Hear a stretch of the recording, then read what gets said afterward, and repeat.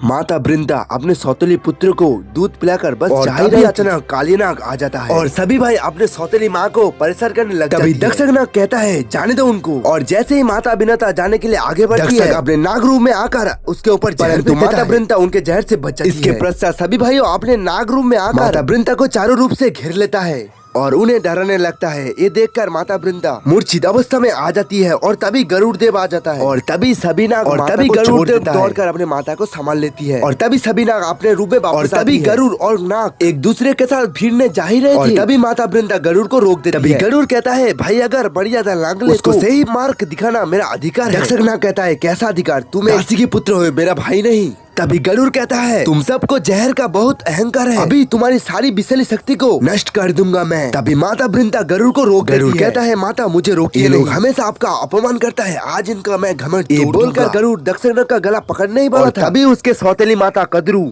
आ जाती है। उनके आते ही सभी नाग बाहर आकर अपने रूप में आ जाती है। कद्रू को देखकर माता वृंदा अपने दृष्टि को नीचे झुका लेती है, क्योंकि एक वचन के लिए वो हमेशा माता कद्रू की दासी बनी रही थी। गरुड़ कहता है अगर कोई मेरे माता को परेशान करता है तभी मैं सबको पाताल लोक में गाड़ दूंगा। तभी अपने दिव्य शक्ति का संचार करता है। रहस्य के कारण कोई गरुड़ को देख नहीं पा रहा था और तभी माता वृंदा गरुड़ को शांत करने के लिए बोलता है। तभी गरुड़ शांत हो जाती है और तभी माता कद्रू गरुड़ के दृष्टि को नीचे झुकाने के लिए बोलता है, परंतु गरुड़ अपने दृष्टि को नीचे नहीं करता। दृष्टि नीचे ना करने पर माता वृंदा को चाबुक से मारती है। तभी विवश होकर गरुड़ अपनी दृष्टि नीचे कर लेती है। बोलता है मेरे गलती की सजा मेरे माँ को ना दीजिए। फिर कद्रू गरुड़ की गलती ना होने पर भी उनको दंडित कर देता है। महल के सामने घुटनों पर बैठे रहोगे और आकाश में उड़ने का दुस्साहस भी मत करना, एक स्थान पर निरंतर बैठे रहना, ये मेरा आदेश। तभी वृंदा माता बोलती है कद्रू को इतना बड़ा सजा मत दीजिए। कद्रू उनकी एक भी बात नहीं मानती, वो वहाँ से चले जाती है। तभी सब भाई लोग एक मटके में पानी लेकर बोलता है गरुड़ को सूर्य धूप बहुत ज्यादा है, तुम्हें पानी चाहिए तो बोलो मैं तुम्हें पीने के लिए दूंगा। और तभी मटके का सारा पानी उसके सामने से ही भूमि में डाल देती है। देखकर उनके सभी भाई एक साथ हंसने लग जाती है। उसके बाद सभी भाई वहाँ से चले जाते हैं। थोड़ी देर के बाद माता वृंदा गरुड़ को महल से देखती है,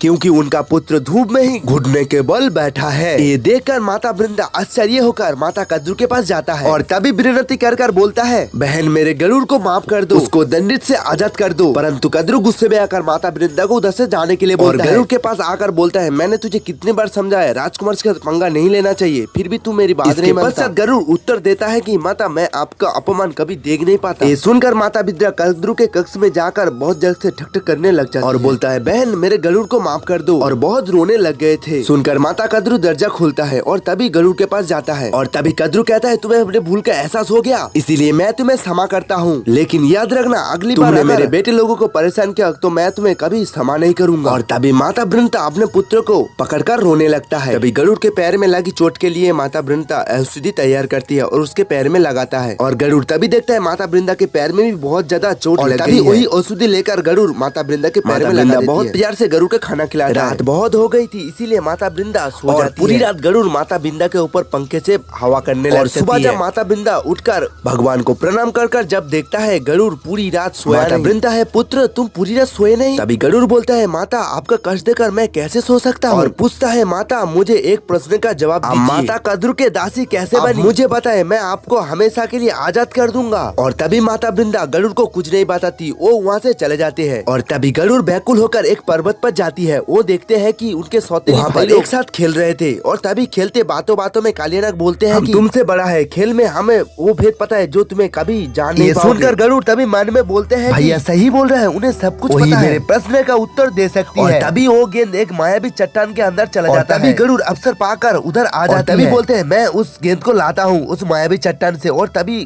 गरुड़ एक बड़ा सा उड़ान और मायावी चट्टान के अंदर जाकर उस गेंद को ढूंढने लगता है। मायावी चट्टान बहुत ही खतरनाक था, क्योंकि उसके नखीले चट्टान अगर किसी के बाहों में लग जाए एक बूंद नीचे गिर जाए तभी पहाड़ उसको पूरी तरह से निगल लेता है। गरुड़ उस गेंद को ढूंढ लेती है और उधर जाकर पर्वत से प्रार्थना करता है पर्वतराज मैं इस गेंद को लेना है, कृपया करके मुझे एक गेंद दीजिए। तभी पर्वतराज बोलते हैं कि अवश्य ले जाओ, लेकिन तुम्हारा रक्त एक बूंद भी नीचे नहीं गिरना चाहिए, मैं तुम्हें निगल लूंगा। और तभी गरुड़ बोलते हैं कि कुछ भी हो जाए मैं इस गेंद को ले जाऊंगा, मुझे मेरे माँ को दासी बनने जो रहस्य है मुझे वो जानना। गरुड़ गेंद लेकर अपने भाइयों के पास पहुँच जाता है और गेंद उन्हें दे देती है। उसके बाद कालिया नाग बोलते हैं कि तू कुछ भी कर ले, हम तुमको हमारे साथ नहीं खेलने देंगे। तभी गरुड़ मिष्टी सभा में बोलता है कि भैया आपको तो सब पता है, आप मुझे बता सकते हैं कृपया करके मेरा माँ दासी कैसे बनी, क्योंकि मैं मेरे माँ को हमेशा के लिए दासी से मुक्त करना चाहता हूँ। सुनकर कालिया नाग मन में ही गुस्सा बहुत हो जाती है और गरुड़ को बोलते हैं बस बहुत हो गया, मैं इस रहस्य को तुम्हें कभी नहीं बोलूंगा, इधर से हमेशा के लिए चला जा। सुनकर गरुड़ उधर से चला जाता है और तभी कालिया नाग मूर्ख की तरह बोलते हैं कि सिर्फ मेरे तीनों भाइयों को पता है जो तुझे कभी नहीं बोलेगा। दोस्तों अगर आप लोगों को जानना है कि